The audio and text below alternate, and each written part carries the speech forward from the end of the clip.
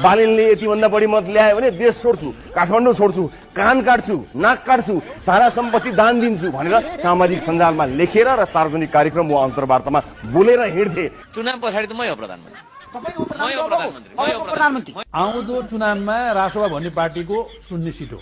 रेणु दाहालले यदि चितवनमा चुनाव हार्छ भने यो त्यसमा अर्को युद्ध हुन्छ होला के ठुलो गरेको भने झापा 5 मा हैन केपी ओली लड्नु भएको ठाउँमा सबै दल एक भएर जाँदा पनि केपी ओलीलाई हराउने ताकत कसैको छैन। बालेन त फरक कुरा त्यसमा। बालेन त फरक कुरो, उहाँको त जमानत जफत हुन्छ, लेखेर राख्नु, जमानत जफत गराइदिन्छ। राष्ट्रवाद त कुनै प्रतिस्पर्धी दलै होइन, म मान्दैन। यो त उही फेसबुकमा मात्रै प्रतिस्पर्धा हो। गुगलमा राप्रपासँग प्रतिस्पर्धा छ र भूगोलमा छैन। मैले पहिला नम्बर के भने एक त उसले चुनावै लड्दैन, दोस्रो कुरा चुनाव लड्यो भने जित्दैन, अगर जित्यो भने भन्ने प्रश्न आयो म तिम्रो गु खाइदिन्छु भने मैले गलत बोलिनँ, जितोस् म खाइदिन्छु, त्यसैको खाइदिन्छु। कस्ता कहाँ गए मुसाका छोरा कोटा भन्छन् नि, केपी शर्मा ओलीलाई कसले हराउन खोज्दाखेरि सकेनन्।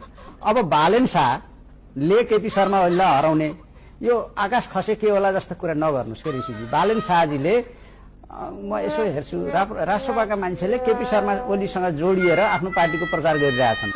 प्रधानमन्त्री को हो त प्रधानमन्त्री? बालेन शाह त्यस्ता मुला केपी ओली यदि हारो भने चाहिँ म इलाम जिल्ला छोड्छु। झुटा कुरा होइन। बालेन शाहले झापा 5 बाट जित्यो भने 30,000 खसी मैले दिने भएँ। फागुन 21 मा चुनाव भयो भने म राजीनामाबाट सन्यास लिन्छु। निर्वाचन भयो भने म घाँटी घाँटी बालेनले जित्यो भने झापामा काटेरमा टिकिङ हस्पिटलमा टाका लाउँछु। 20 देखि 25,000 मतले उहाँले जित्न सक्नु भएन छ भने तपाईहरुलाई अगाडि मिडियाका अगाडि यो कुरा मैले तपाईहरुलाई साथी राखेर यो कुरा गर्छु।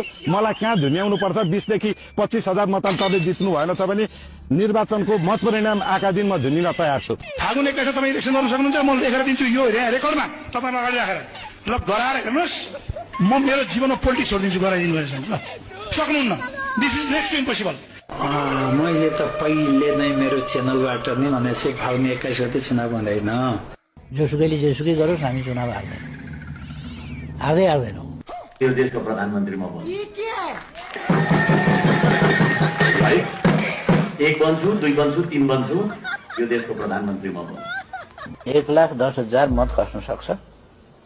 1,10,000 मध्ये 60,000 को आसपास मत सूर्य चिन्हमा खस्छ। अरू मत अलिअलि बाँडिएला नि 23 जनामा। रवि बालेन उहाँले च्यालेन्ज कुनै थ्रेट फिल हुँदैन चुनावी समीकरणमा। चुनावलाई थ्रेट, एमालेलाई काङ्ग्रेसलाई थ्रेट